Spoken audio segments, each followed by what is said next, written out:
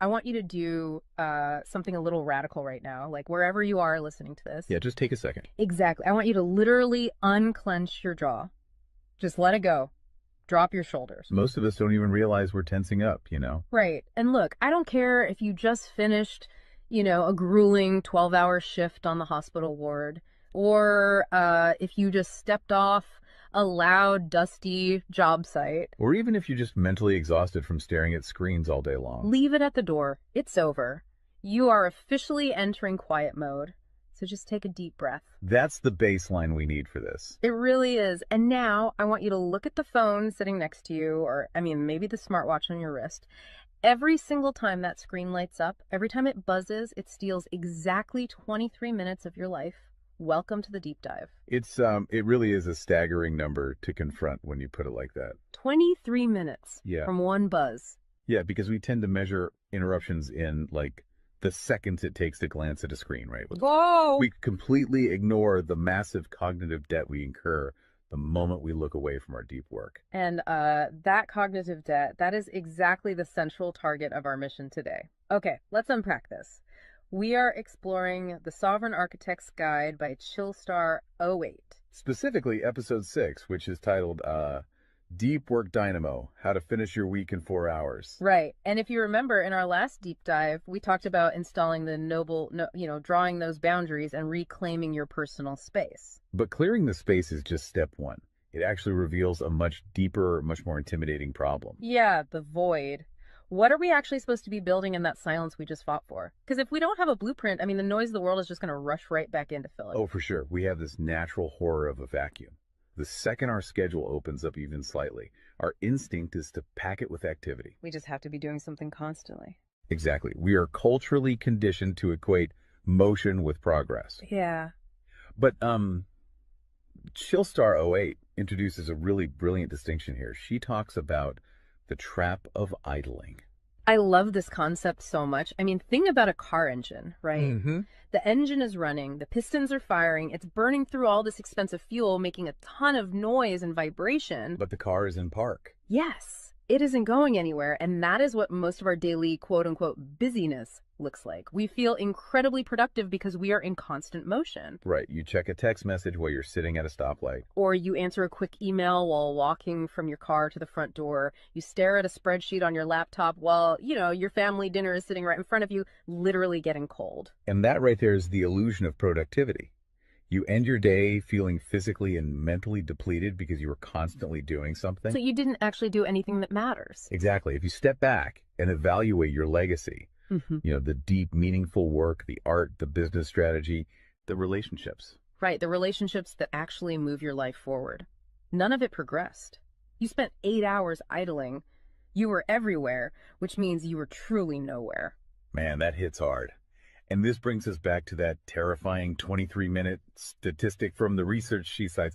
I don't want to just gloss over this. No, we definitely shouldn't. Because understanding the mechanism behind it is crucial. Why does a 5-second distraction cost us almost half an hour? It basically comes down to how our prefrontal cortex manages working memory. Your brain is not a computer processor that can just run multiple applications in parallel. Right. We can't actually multitask. Exactly. When you are doing deep work, say writing a complex proposal, your brain loads this massive fragile web of context into your working memory. Like holding all the pieces of a puzzle in your hands at once. Yes. You're holding multiple variables, ideas, tones all at once. So when your phone buzzes and you glance at a text from your partner asking about groceries, your brain is forced to execute a context switch. So it has to dump all the proposal data just to load the grocery data. It literally flushes the working memory buffer, yeah. It has to process the new rules and the emotions associated with that text message. Wow. And then when you turn back to the proposal, you cannot just pick up where you left off. Your brain has to laboriously rebuild that entire web of context from scratch. Oh, I hate that feeling. Were you just staring at the screen like, what was I even saying? Right. It has to retrieve the thread of your argument. Remember the tone you were using, recall the variables. That rebuilding process takes an average of 23 minutes of cognitive effort, And it burns a ton of energy doing that, right? massive amounts of glucose. That explains so much. I mean, that is why people hit 5 p.m. and feel physically exhausted, almost sick to their stomachs. Even if they've just been sitting in a really nice ergonomic chair all day. Exactly. They haven't been doing deep work. They've been doing cognitive gymnastics, just constantly flushing and reloading their working memory. They are burning fuel just to stay in park. So, okay, let me bring in what I like to call the transformer concept here. Because our focus is like an electrical grid. If you have, 50 browser tabs open, you are leaking energy as raw, unusable heat rather than concentrated light. That's a great way to look at it. So if we are all acting like our focus is this cheap renewable resource, how do we stop being what Chillstar '08 calls a subject to the pings of the world? I mean, how do we actually become the architect of our attention? Well, what's fascinating here is how she frames the philosophical shift we need. She says utility does not equal value. Oh, say that again. Utility does not equal value. Right. In the modern workforce, we have been completely conditioned to believe that being constantly available makes us valuable. Like if you answer a Slack message in 3 seconds, you're the hero. Exactly. You are praised as a good worker. Or if you jump on a Zoom call with like 5 minutes notice, you're a team player. But that is just utility. I mean, being highly available makes you a commodity. You're like a human router just passing information back and forth. And routers are easily replaced. True sovereignty, true value comes from being impactful. You simply cannot make a deep, lasting impact if your attention is constantly fractured by the agendas of other people. Yeah, when you operate like that human router, you are spending your finite, precious Mondays executing someone else's script. You're a subject to the pings of the world. Okay, so we know the biology of why this destroys our focus, and we understand the philosophical trap of, trying to be too available, but how do we actually fix the mechanics of our workday? We have to build the deep work dynamo. Right. So think of your attention like water pressure. If you poke 50 tiny holes in a garden hose, open browser tabs, email notifications, group chats. The water just trickles at the end. Exactly. You cannot wash a car with a trickle. You're just making the driveway wet. That's true. So the Dynamo Audit she lays out, it's about putting a high pressure nozzle on that hose. It narrows the opening to create a stream powerful enough to actually blast through the dirt. And the first step in that audit is auditing the physical environment itself. She calls it analyzing your signal to noise ratio. Okay, so visualize your workspace right now. She asks you to determine if it is a sanctuary or a transit hub. Let's be honest. Most of us are operating in transit hubs. A transit hub is a place of constant arrival and departure. People walking by, announcements over the loudspeaker, just a blur of motion. Yeah, and you can't build a legacy in a train station. But we need to push past the basic phones are distracting advice, right? Because our listeners already know that. Oh, absolutely. Chillstar '08's rule is much more brutal than that. She says if the phone is even sitting on your desk, even face down, it is acting as a parasite on your cognitive grid. A parasite, just by being in the room. The research supports this entirely, by the way. The mere presence of a smartphone in your visual field, even if it is completely powered off, measurably reduces your cognitive capacity. Because your brain is having to actively expend energy to ignore it, right? Exactly. It is running a background process that just keeps saying, don't check the phone, don't check the phone. That is energy being actively stolen from your primary task. So sovereignty literally begins the moment you physically remove the device from the room, put it in a drawer down the hall. Close the door. Make the physical environment quiet. But okay, let's say you've done that.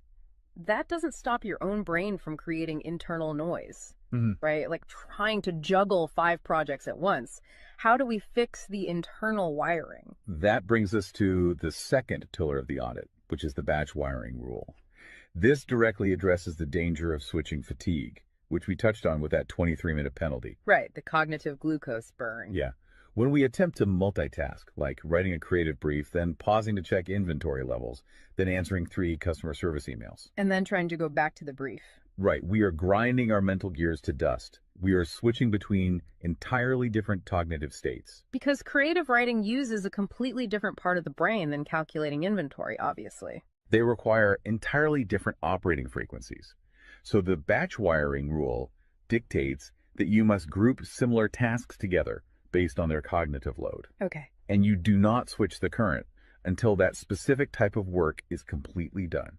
You do all your deep analytical thinking in one high voltage And burst. then you save all your reactive administrative stuff for a separate lower voltage block later in the day. Precisely. It's all about staying in one gear. Like if you are driving up a really steep hill, you don't constantly shift between first gear and fifth gear. You lock into the gear that provides the right torque and you just ride it out. That's a perfect analogy. But okay, here's where it gets really interesting. This leads to the third pillar of the audit, and this is where I actually need to seriously push back on the source material a bit. She calls this the zero access window. Ah, yes. This is usually where the resistance starts for people. Because it sounds impossible for a normal person. She says you cannot just plan to be focused, right? You have to legally schedule it. You have to lock in one sovereign hour. Yeah, 1 hour where you are legally dead to the outside world. No boss, no family, no, hey, do you have a second for a quick question? Just you and the blueprint. It's extreme, yes.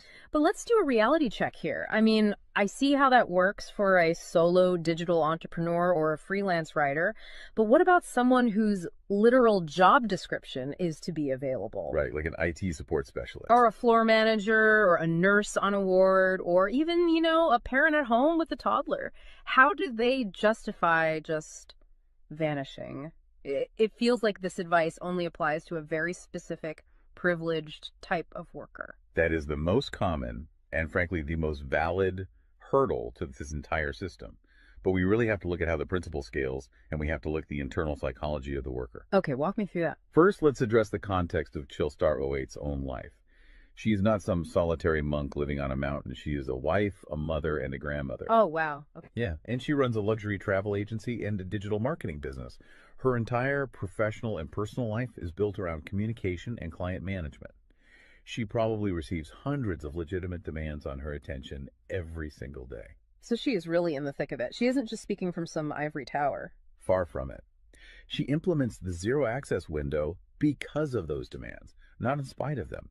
Now, for the IT manager or the nurse, obviously, you cannot vanish while on active duty if your role is acute response. Right. You can't ignore a burning server or a patient monitor. Exactly. But the principle applies to the deep work surrounding the active duty, the scheduling, the charting, the strategic planning. Even in highly reactive jobs, there is legacy work that gets pushed to the margins. That makes sense. And the challenge isn't just logistical, it is deeply psychological. It's the internal guilt, isn't it? Yes, exactly. People feel like bad employees or bad parents or bad partners when they set a hard boundary. Yeah. We tie our entire self-worth to our responsiveness. We think, if I am not instantly available, I am failing them. Man, that is so true. We feel guilty for taking an hour to ourselves. But setting a zero access window is not about neglecting your family or your team. It is about condensing your high level work into massive, high impact bursts of energy so that you can actually be present later. Wow. Okay. Consider the alternative. If you don't carve out that absolute focus, you end up giving your family or your team partial fractured attention for 12 hours straight. Exactly. You are physically at the dinner table, but mentally you are drafting an email. Or you are sitting on the floor playing with your kid, but you're checking a Slack notification over their shoulder.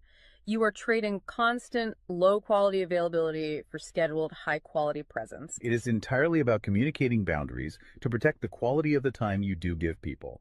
You tell your team, look, I am going offline for 60 minutes to finish this crucial report.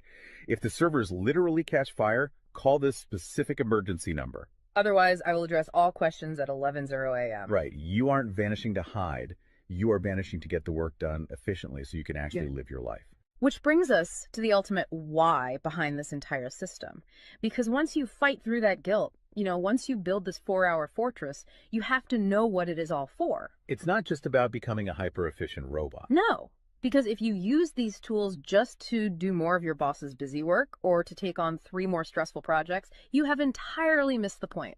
You are just speeding up the treadmill. If we connect this to the bigger picture, the destination we are driving toward is a concept she calls passive magnetism. Okay, break down passive magnetism for us, because it sounds a bit abstract. Think of it as the gravity your work generates when it is undeniably good. Most people operate with active desperation. They are loudly networking, constantly posting, aggressively chasing clients or promotions. Just relying on sheer volume to get noticed. Right. Passive magnetism is the exact opposite. It is the ability to attract results, clients, wealth, legacy, or respect through the undeniable quality of your deep work. Because you actually took the time to build something substantial rather than just talking about building it. Yes, when you engage the deep work dynamo, you produce work so concentrated and so valuable that it acts as a magnet. You don't have to chase the market comes to you. And the ultimate prize of achieving that passive magnetism isn't just more work. The prize is time. Time is the ultimate currency. The dream of the sovereign architect is to finish an entire week's worth of business output in just 4 hours. You do this high voltage work often while the rest of the world is literally still hitting the snooze button. You free up the remaining hours so you can go be a traveler, so you can be a creative. So you can be a fully engaged grandparent like Chillstar 08. Exactly. She frames it beautifully in the source text. She says, we wire for silent so we can live in volume. Oh, I love that. We embrace the discipline of the quiet fortress so that our actual lives can be loud, vibrant, and fully experienced. We are finally taking control of the dial. But, making that shift from a frantic, reactive employee to a calm, sovereign creator requires a massive shift in identity. You have to tune your mind before you sit down to do the work. It is really difficult to just sit down at a desk and instantly command your brain to perform deep work, right? Especially if you've spent the last hour navigating traffic and listening to the news. You need a transition ritual to cross that threshold. And Chillstar 08 provides something for this transition called the Chillstar's Creed. It is designed to be a grounding frequency. It really centers you. Yeah, so I want you, the listener, to use this. I want you to imagine a slow, steady heartbeat in the background. Just a deep, resonant 528 hertz frequency. Just let the frequency of these words settle into your mind before you initiate your deep work. Ready? Take it in. I am grounded in peace. I am reaching for my stars. My light is my own. I am a star and I will shine bright. I will reach for the sky. I release what was. I embrace what is becoming. Using a creed like that is just such a powerful behavioral trigger. It really shifts your state. When you speak those words, even just internally, you are consciously reminding yourself that your light, your focus, your energy is your own. It does not belong to your inbox. This does not belong to the algorithm. Right. You are releasing the frantic energy of the morning and embracing the sovereign focus of the architect. So we always want to translate this high-level theory into ground-level reality for you. We don't want you to just listen to this and go right back to idling. Definitely not. Here's your 1% install. This is your micro-win to take action on this deep dive immediately. Tomorrow morning, before the world starts demanding your attention, before you check a single news site or open your email, I want you to set a timer for exactly 60 minutes. Put your phone in another room entirely. Yes, physical distance. Do not open any extra browser tabs. Pick one legacy task, just one, and flip the switch on your very first sovereign hour. And be prepared for it to feel incredibly uncomfortable at first. Your brain will crave the dopamine hit of a notification. Oh, you will feel an almost physical itch to check your messages. But if you can sit in that silence, if you can endure that initial friction, you will watch the dynamo start to spin. You will enter that flow state, and the old blueprints of hustling and grinding will be completely burned away. And look, if you want the actual templates to automate this piece, the specific tools and step-by-step guides to build the system out completely and protect your location-independent freedom, you can join the Sovereign Fortress on the Chillstar 08 school community. All the blueprints are there waiting for you. They really are. As we wrap up this deep dive, I want to leave you with one final thought to explore on your own. We have spent this entire session talking about the mechanics of work. We've talked about condensing your week's output into just 4 hours of pure, undistracted focus. But if you actually achieve that, you're going to be faced with a beautiful, kind of terrifying question. What's that? Who are you going to become in the remaining 164 hours of your week? What if your true legacy has absolutely nothing to do with what you produce while you are busy, but entirely to do with who you are when you are finally completely silent? Wow. Unclench that jaw. Drop those shoulders. Step into the quiet. Go be great and flip the switch. We'll see you on the next deep dive.